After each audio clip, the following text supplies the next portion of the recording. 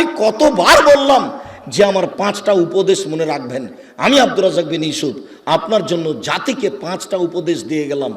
এক, আপনার জীবনের সবচেয়ে জরুরি কাজ কোনটা? এর চেয়ে জরুরি কাজ পৃথিবীতে নেই, সেটা হলো সালাত, নামাজ। মনে রাখতে হবে আপনাকে। পৃথিবীবাসী, আমি আব্দুর রাজ্জাক বিন ইউসুফ আপনাদের দ্বীনি ভাই হিসাবে মহিলা পুরুষ সকলকে বলে যাচ্ছি, মানুষের জীবনের সবচেয়ে জরুরি কাজ পৃথিবীতে, কাজ হিসাবে, কর্ম হিসাবে এর চেয়ে জরুরি কাজ পৃথিবীতে নাই। সেটা কি? সালাত। জীবনে এর সাথে কোনোদিন আপোষ করিয়েন না।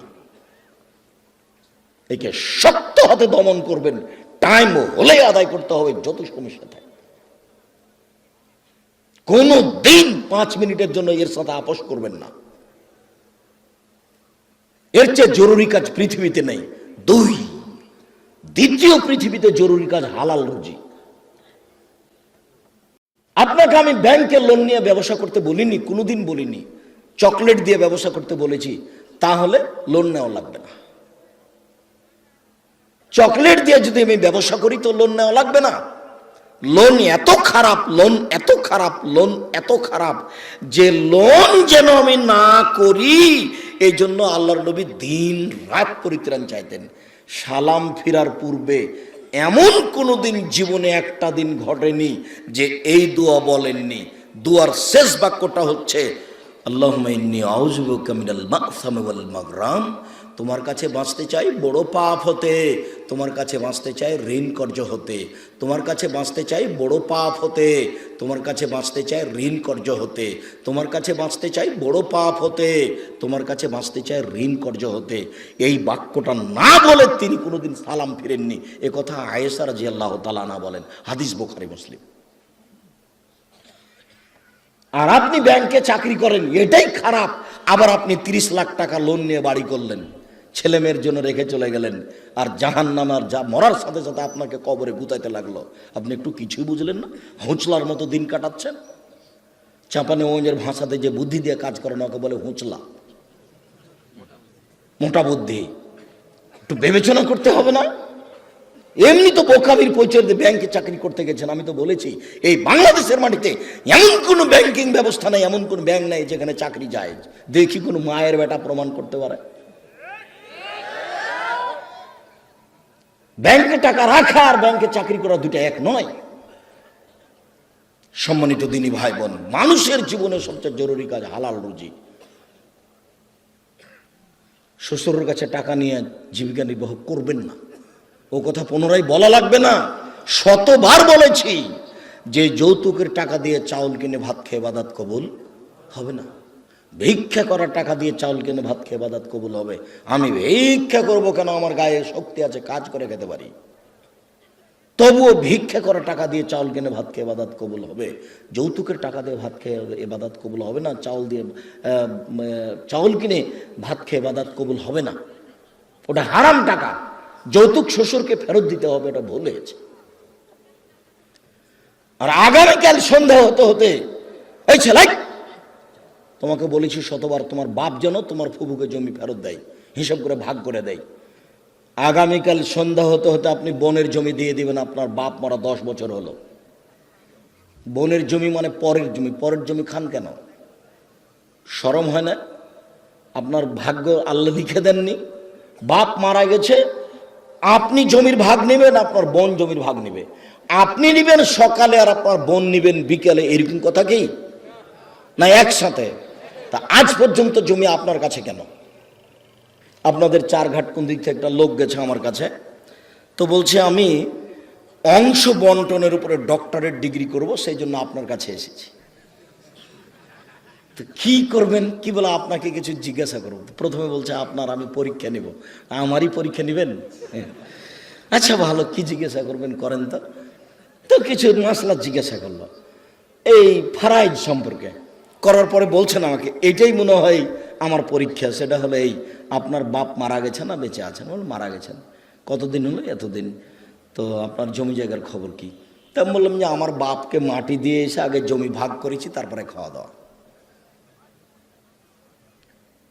খাওয়ার আমরা আগে খাইনি, আগে জমি ভাগ করেছি তারপরে খাওয়া। যদিও জমি আমি একটু চিনি, আমার ছোট ভাই চিনি না। আমরা কোনোদিন জমিতেই যাইনি।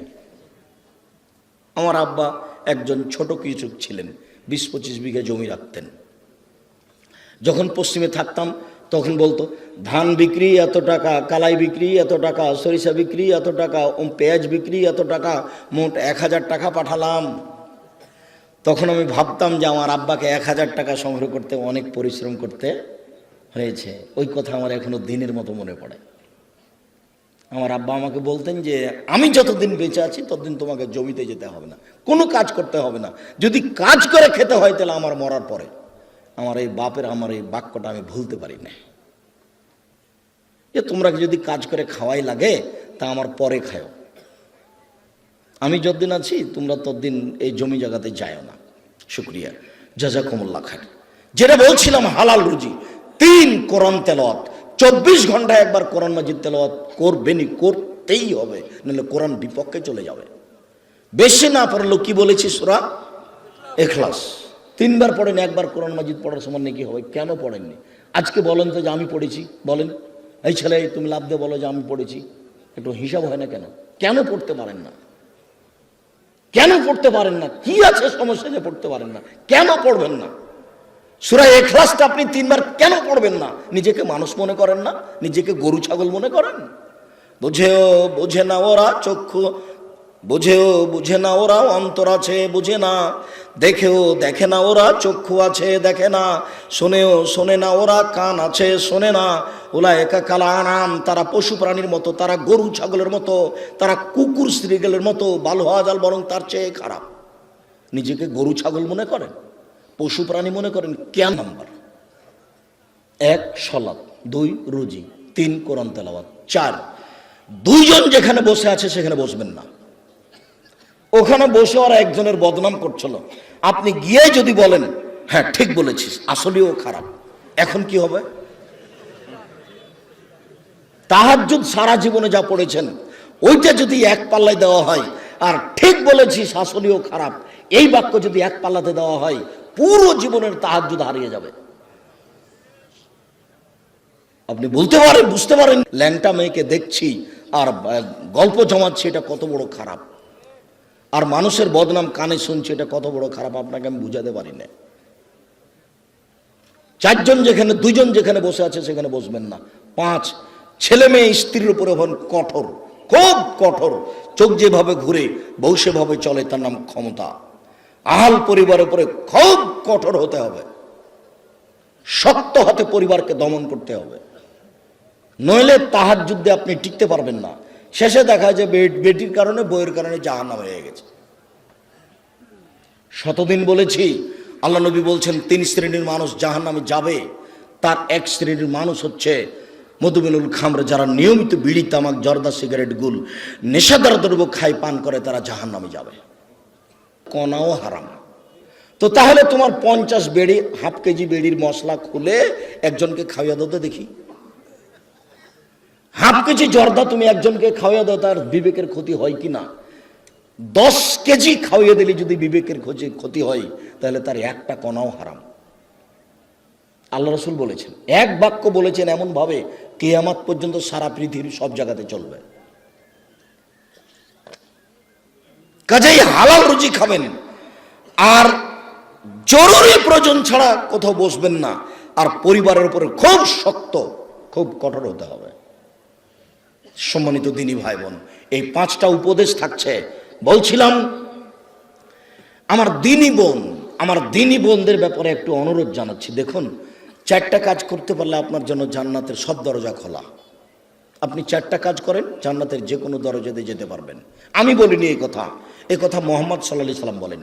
1 সালাত খামসাহা, 5 ওয়াক্ত সালাত আদায় করুন। থাকবেন কেন? সম্মানিত দিনী বোন, এইদিকে শোনেন, এই মেয়ে শোনো, 1 5 ওয়াক্ত সালাত, 2 সমাত শাহরাহা, রমজান মাসে রোজা সেম, 3 আতাত বালাহা, স্বামীকে মেনে চলা, তিতা লাগলেও মিঠা লাগলেও মেনে চলতে হবে, 4 জেনায় লিপ্ত না হওয়া। এই 4টা কাজ করবেন, জান্নাতের সব দরজা খোলা। 4 নাম্বার জেনা যদি হয়ে গিয়ে থাকে তাহলে এখন থেকে কান্নাকাটি করেন, যদি আপনি খালেস অন্তরে কান্নাকাটি করতে পারেন দিন রাত, তাহলে আল্লাহ জেনার পাপটাকে নেকি দিয়ে পূর্ণ করে দিবেন। আর আল্লাহ ওয়াদা করেছেন আপনার সাথে, অনাহা নাফসা আনিল হাওয়া ফাইনাল জান্নাতা হিয়াল মাওয়া। পৃথিবীবাসী মনে রেখো, আল্লাহ তাআলা বলছেন, পৃথিবীবাসী মনে রেখো, তোমরা যদি অশ্লীল কাজ থেকে নিজেকে বিরত রাখতে পারো, আমি আল্লাহ তোমাকে জান্নাতুল মাওয়া দিয়ে দিলাম। ওটা তো আল্লাহর ওয়াদা। আপনি অশ্লীল কাজ বন্ধ করেন, জান্নাতুল মাওয়া আপনার জন্য প্রস্তুত আছে। এটা মানুষে বলেননি, এটা নবী বলেননি, এটা সরাসরি আল্লাহ বলছে। অতএব যদি কারো জেনা হয়ে গিয়ে থাকে, বন্ধ করেন, আপনি ভালোর মধ্যে চলে যাবেন। স্বামীর সাথে ভালোভাবেই চলতে হবে। আপনার স্বামী আপনাকে গালি দেয়, এ কথাই ঠিক। আপনার স্বামী আপনাকে মারে, এ কথাই ঠিক। আপনার স্বামীর মুখ খারাপ, এ কথাই ঠিক। এর পরেও কোনো উত্তর না করে পাথর হয়ে এই সংসার করেন, এটাই আমার পরামর্শ। আমি আপনার দিনী ভাই হিসেবে আপনাকে আমি পরামর্শ দিচ্ছি, যেহেতু দুই একটা ছেলে মেয়ে হয়ে গেছে, আপনি এই সংসার করেন, ওর সাথে কথা বলেন। সপ্তাহ সপ্তাহ কথা বলেন না, রান্না বান্না করে ছেলের হাতে মেয়ের হাতে দিয়ে পাঠান, আর এক গিলাস পানি চাইলে সামনে গিলাসটা রেখে ঠ্যাক্কস করে রেখে দুদিকে হেঁটে চলে যান। এভাবে সংসার করলে আল্লাহ অসন্তুষ্ট থাকবেন, পরকাল জাহান্নাম হয়ে যাবে। এই সংসার করতে হবে না। আমার কথা আপনি মেনে চলেন, কষ্ট হোক, মুখ বন্ধ করেন, প্রতিবাদ করিয়েন না, তার সাথে মিশে চলেন, তার পায়ের নিচে দুনিয়া শেষ করে দেন, তাকেই ভালোবেসে দুনিয়া শেষ করে দেন, আপনার জন্য ভালো হবে, জান্নাত হবে। শেষ পর্যন্ত যদি বুঝেন যে সংসার হবেই না, তাহলে এভাবে ঝুলন্ত থাকতে হবে না, আপনি খোলা করে নেন। যে কোনো মহিলা যে কোনো স্বামীর সাথে খোলা করতে পারে, যে আপনার সাথে থাকবো না, চেয়ারম্যান সাহেবরা ঠিক করে দেন, কাজী সাহেব ঠিক করে দেন, আমাকে একটা খোলা তালাক লিখে দেন, আমি আমার স্বামীর ভাত খাবো না। আপনি করেন, 1 মাস পরে অন্য জায়গাতে বিবাহ বসেন, কিন্তু ঝুলন্ত অবস্থায় ভাবে থাকিয়েন না। মাস মাস বছর বছর স্বামীর সাথে কথা বলবেন না, এটা ঠিক নয়।